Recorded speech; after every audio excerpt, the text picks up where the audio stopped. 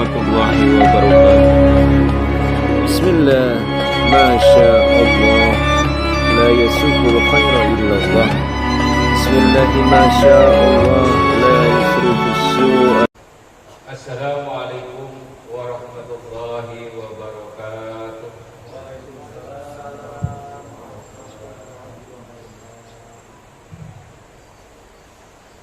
Allahu Akbar, Allahu Akbar. Allahu Akbar, Allahu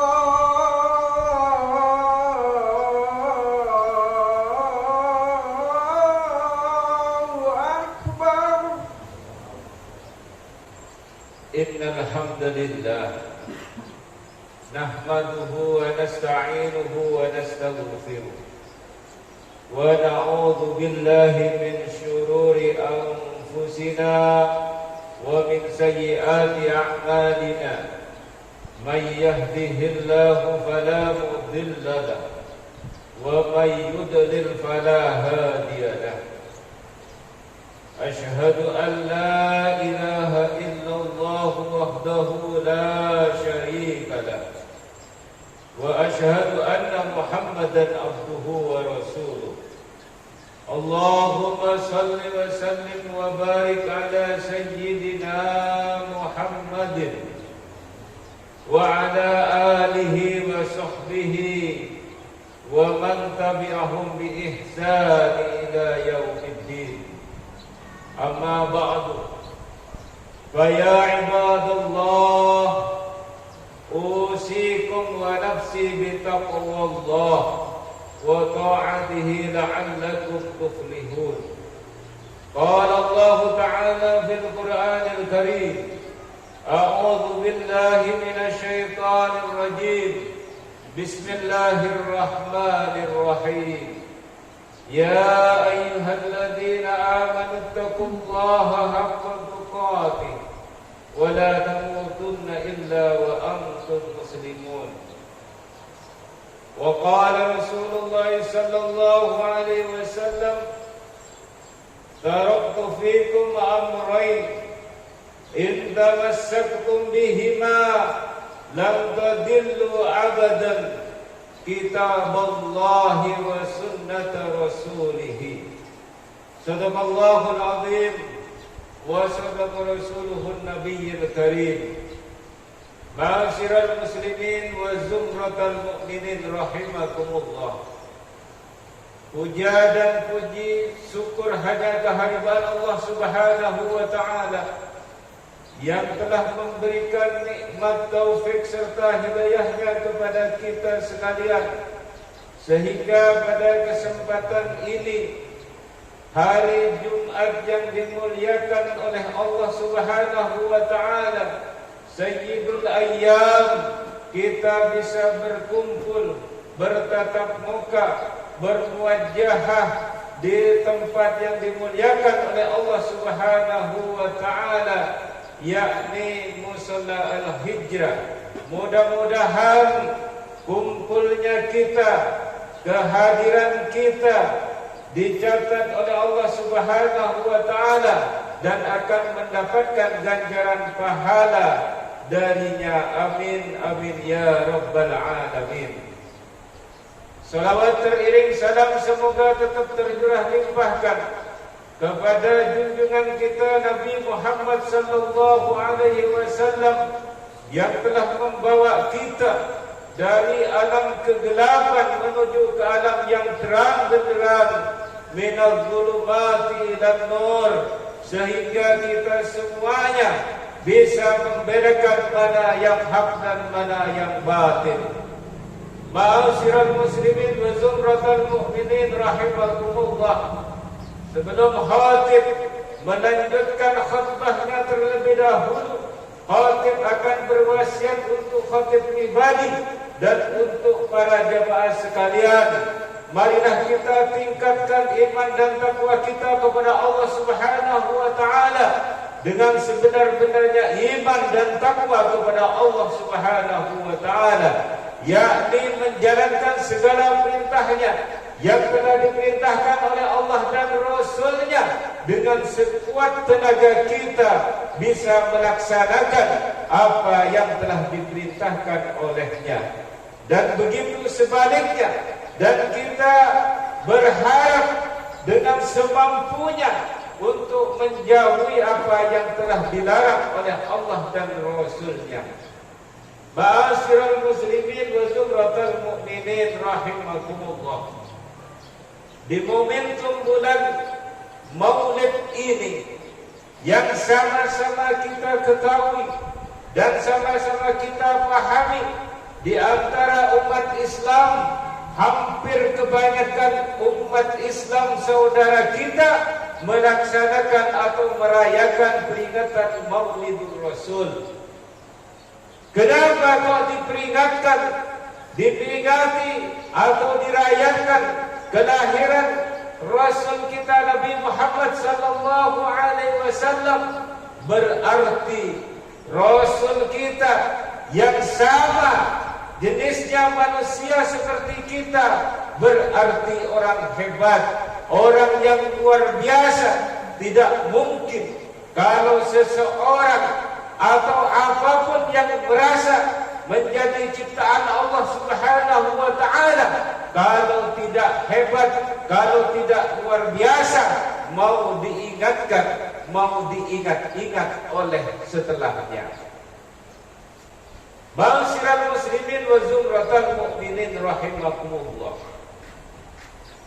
Teringat dengan istilah-istilah atau slogan yang sering kita dengarkan. Kalaulah gajah itu meninggalkan gadingnya, kalaulah harimau itu meninggalkan benangnya, berarti dua makhluk Allah ini dianggap yang paling hebat, yang luar biasa di mata kita sebagai manusia. Akan tetapi tidak kalah penting dan hebatnya yang serupa dengan kita, yang sama dengan kita, yakni Nabi kita Muhammad sallallahu alaihi wasallam, Rasulullah yang meninggalkan dua perkara, kata Allah Subhanahu wa taala dan kata Rasulnya, taraktu fikum amrayn in tamassaktum bihima lan tadillu abadan, kitab Allah wa sunnat rasulih. Kata Rasulullah sallallahu alaihi wasallam, tidak akan celaka, tidak akan sesat selama-lamanya jika kalian umatku berpegang teguh kepada peninggalanku, kepada warisanku. Apa itu yang dikatakan peninggalan Rasulullah sallallahu alaihi wasallam? Yakni kitab Allah wa sunnat rasulih, yakni kitab Allah Subhanahu wa taala yang berupa Al-Qur'anul Karim, yang menjadi panduan kita, yang menjadi pedoman hidup bagi umat manusia, khususnya umatnya Nabi Muhammad sallallahu alaihi wasallam. Yang kedua adalah sunnat rasulih, yakni sunnahnya Nabi kita Muhammad sallallahu alaihi wasallam, sunnahnya Rasul kita, yakni Nabi Muhammad yang mulia, yang dimuliakan oleh Allah Subhanahu wa taala, Nabi Muhammad sallallahu alaihi wasallam yang setiap tahunnya diperingati oleh umatnya. Ma'asyiral muslimin wa zumratal mu'minin rahimakumullah. Kalaulah Nabi kita Muhammad sallallahu alaihi wasallam diperingati, minimal kita bisa mengambil ibrahnya dari peringatan ke peringatan, bisa kita mengambil pelajaran.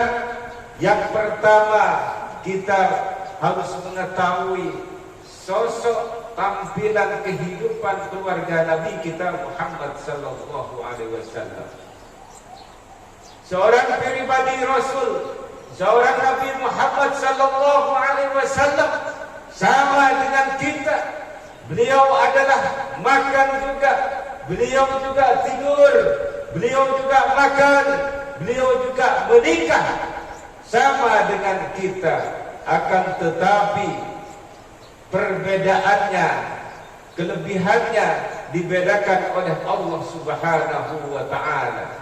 Keluarga Rasulullah sallallahu alaihi wasallam yang beliau menjaga keluarganya, menjaga istrinya, menjaga anak-anaknya, beliau dengan membangun keluarga yang sakinah, mawaddah, warahmah, sehingga terbentuklah baitul jannati, yakni rumah adalah surga, kata Rasulullah sallallahu alaihi wasallam, karena dibangun oleh pionir-pionir daripada seorang kepala keluarga dan juga seorang istri dan juga anak-anaknya beliau. Ma'asyiral muslimin wa zumratal mu'minin rahimakumullah.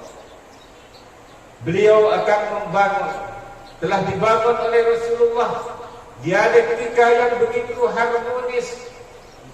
Beliau dibangun dengan dialektika yang begitu hebat dalam keluarganya untuk memberikan contoh kepada kita, sehingga kita sebagai umatnya di akhir zaman ini bisa mencontoh Nabi kita Muhammad sallallahu alaihi wasallam. Ma'asyiral muslimin wa zumratal mu'minin rahimakumullah.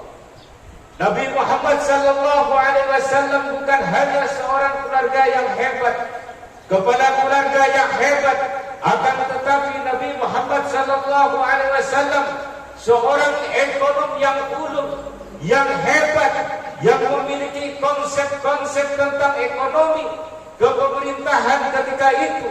Begitu pula Rasulullah sallallahu alaihi wasallam sebagai barometer, seorang politikus yang handal, yang sulit untuk ditumbangkan oleh musuh-musuhnya atau kafir Quraisy di saat itu.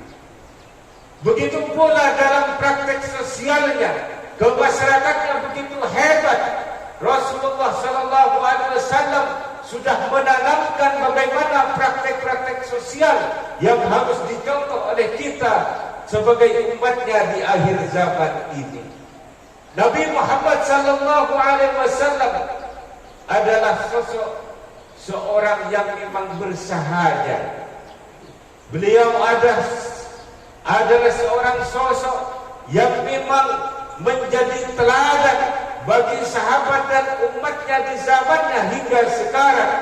Tapi mereka juga sangat disegani di hadapan musuh-musuhnya yang tidak sepemikiran dengan Nabi Muhammad sallallahu alaihi wasallam.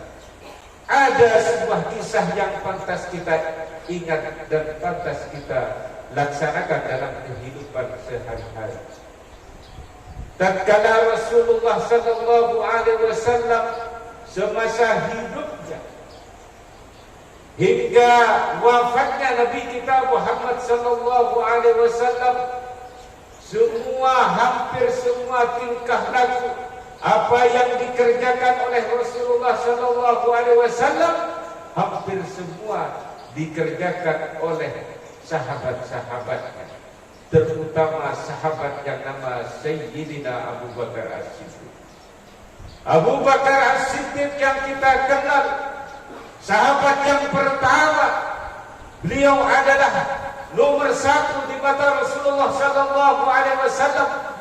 Bukan hanya beliau orang tua, akan tetapi beliau dari kesukutannya, dari kedermawanannya, itu adalah sahabat yang nomor satu di mata Rasulullah sallallahu alaihi wasallam.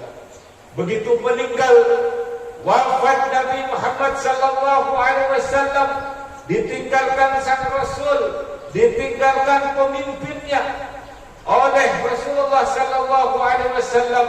Lalu dia merenung dan berpikir, bertanya kepada yang namanya Aisyah.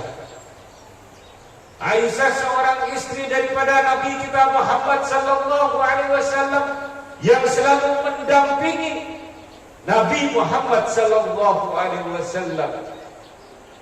Ditanya oleh Sayyidina Abu Bakar As-Siddiq, wahai Aisyah, kira-kira apa kebiasaan Rasul, kebiasaan Nabi Muhammad sallallahu alaihi wasallam semasa hidupnya yang tidak dilakukan oleh aku? Kata Abu Bakar As-Siddiq, wahai sahabat Nabi, wahai ayahanda, karena Aisyah salah satu putri daripada Abu Bakar As-Siddiq dan Rasulullah sebagai menantunya daripada Abu Bakar As-Siddiq, wahai ayahandaku, semua yang dilakukan oleh Rasulullah sallallahu alaihi wasallam sebagai uswah bagi sahabatnya dan umatnya hingga akhir zaman kita sekarang ini, semua sudah dilakukan, dikerjakan oleh engkau ayahandaku. Akan tetapi satu yang belum pernah lihat dan belum pernah dikerjakan oleh sahabat-sahabat lainnya, termasuk ayahandaku Abu Bakar As-Siddiq. Kaget dan takjub, apa kira-kira yang belum saya kerjakan? Saya merasa saya sudah meyakini apa yang dilakukan oleh Nabi, yang dilakukan oleh Kanjeng Rasul, semuanya sudah merasa saya lakukan, kata Abu Bakar As-Siddiq. Satu yang belum pernah dilakukan oleh ayahandanya daripada Aisyah, gerakan apa itu? Wahai ayahandaku, satu kebiasaan daripada suamiku sang Rasul adalah kebiasaan setiap pagi datang kepada pasar yang ada di Madinah sana, yang ada di kota Madinah. Ayahandanya adalah seorang Rasulullah sallallahu alaihi wasallam, selalu datang dan selalu membawa makanan, memberikan makanan kepada seorang Yahudi yang buta. Setiap harinya Rasulullah sallallahu alaihi wasallam memberikan makanan kepada seorang Yahudi yang ingkar, yang tidak yakin, yang tidak percaya terhadap ajaran Rasulullah sallallahu alaihi wasallam. Akan tetapi apa yang dilakukan oleh Rasulullah sallallahu alaihi wasallam bukan melihat siapa dia dan golongan apa dia. Rasulullah sallallahu alaihi wasallam melihat dia seorang Yahudi yang buta, yang sudah tua renta, itu adalah sosok manusia, sama-sama ciptaan daripada Allah Subhanahu wa taala. Kaget Abu Bakar As-Siddiq, seorang Yahudi yang renta, yang buta setiap hari hingga wafatnya. Akhirnya bergegaslah seorang Abu Bakar, sahabat yang pertama, bergegaslah untuk menggantikan apa yang menjadi kebiasaan sang Rasul, apa yang sudah menjadi kebiasaan Nabi kita Muhammad sallallahu alaihi wasallam. Masih ada satu yang belum dilakukan oleh Sayyidina Abu Bakar As-Siddiq. Lalu bergegaslah paginya menyiapkan makanan dan diantarkan, sebagaimana biasa disuapi seorang Yahudi itu. Akan tetapi kebiasaan yang sudah biasa dialami orang Yahudi buta, tua renta itu beda yang dilakukan oleh Abu Bakar As-Siddiq.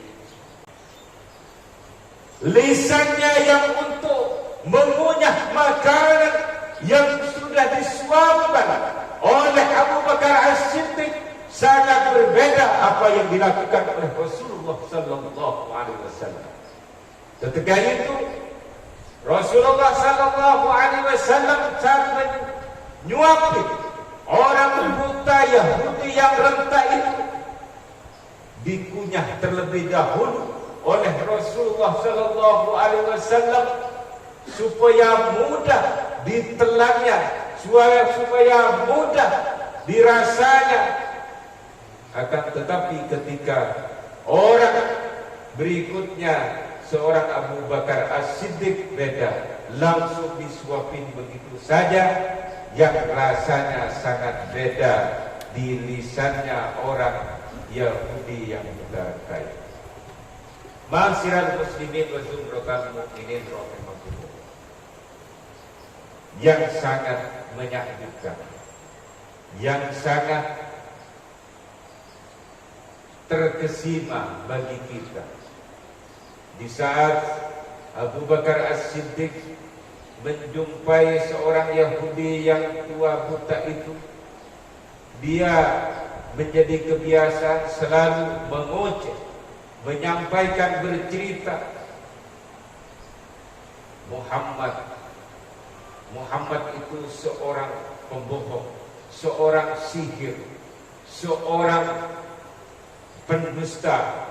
Kalau kau mendekati dia akan bisa mempengaruhi kamu, katanya orang Yahudi. Akan tetapi Nabi Muhammad ketika itu tidak pernah bercakap. Apa yang sudah menjadi tujuannya dia lakukan dengan sepenuh hati, dengan keikhlasannya. Dengan penuh keikhlasannya dilakukan oleh Nabi kita Muhammad sallallahu alaihi wasallam. Dengan berbedanya yang datang, Abu Bakar As-Siddiq langsung menyampaikan sejujur-jujurnya. Apa yang disampaikan oleh orang tua Yahudi itu kaget begitu diceritakan yang biasa menyuapi engkau, wahai bapak tua yang renta. Beliau adalah Muhammad Rasulullah yang sering kau caci, yang sering kau ceritakan, yang sering kau omongkan setiap saat. Dia seorang yang pendusta, dia seorang pensihir, pembohong dan lain sebagainya. Dialah orang yang selalu menyuapi engkau, yang selalu memberi makan engkau setiap pagi dengan waktu yang sama. Sekarang saat ini sudah wafat, sudah meninggalkan engkau. Begitulah cerita itu. Lalu Yahudi yang tua buta itu sangat menyesal dan menangis di hadapan Abu Bakar As-Siddiq, merasa bersalah dan merasa berdosa. Akhirnya masuklah ke dalam Islam dengan bersyahadat kepada Allah dan Rasulnya. Ma'asyiral muslimin wa zumratal mu'minin rahimakumullah. Barangkali yang dapat saya sampaikan, mudah-mudahan kita semua bisa mengambil ibrah, bisa menarik daripada catatan-catatan daripada Rasulullah sallallahu alaihi wasallam, sejarah Nabi kita.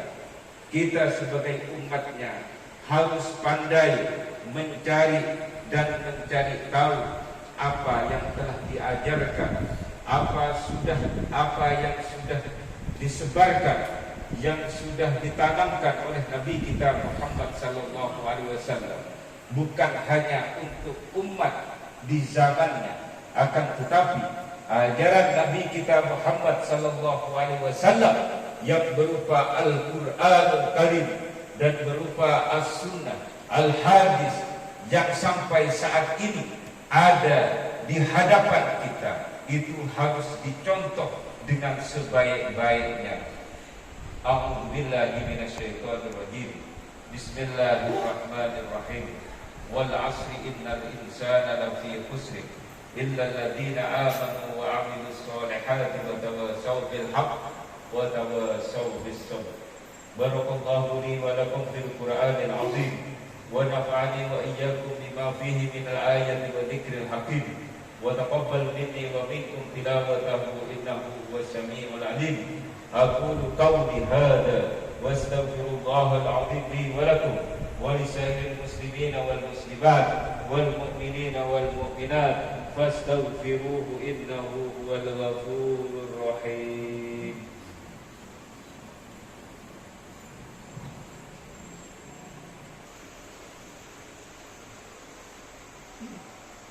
Alhamdulillahil wahidil wahdah, wala hawla wala quwwata illa billah. Allahumma salli wa sallim wa barik ala sayyidina Muhammadin wa ala alihi wa sahbihi ajma'in.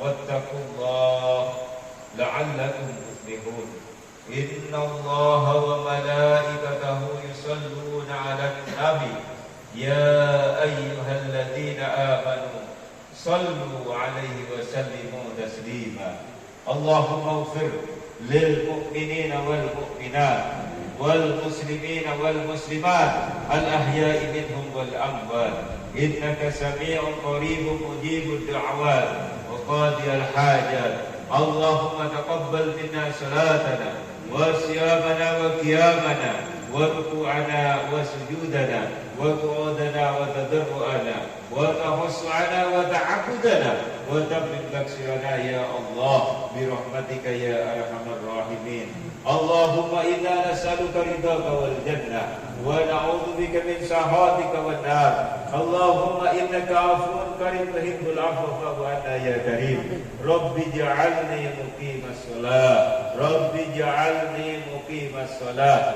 ومن ذرياتي ربنا وتقبل دعاء بسم الله الذي لا يضر مع اسمه شيء في الأرض ولا في السماء وهو السميع العليم اللهم إني أعوذ بك من البراس والجنون والجذام ومن سيء الأسقام اللهم ادفع عنا الغلاء والبلاء والوباء والفحشاء والمنكر والسيوف المختلفة وشدائد المحن ما ظهر منها وما بطن من بلدنا هذا خاصة ومن بلدان المسلمين عامة إنك على كل شيء قدير ربنا آتنا في الدنيا حسنة وفي الآخرة حسنة وقنا عذاب النار صلى الله على سيدنا محمد وعلى آله وصحبه وسلم عباد الله إن الله يأمر بالعدل والإحسان وإيتاء ذي القربى وينهى عن الفحشاء والمنكر والبغي يعظكم لعلكم تذكرون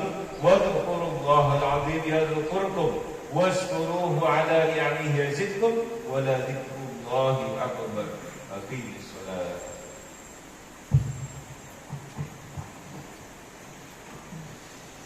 الله أكبر الله أكبر أشهد أن لا إله إلا الله أشهد أن محمدا رسول الله حي على الصلاة حي على الفلاح قد قامت الصلاة قد قامت الصلاة الله أكبر الله أكبر لا إله إلا الله لا إله إلا الله محمد رسول الله صلى الله عليه وسلم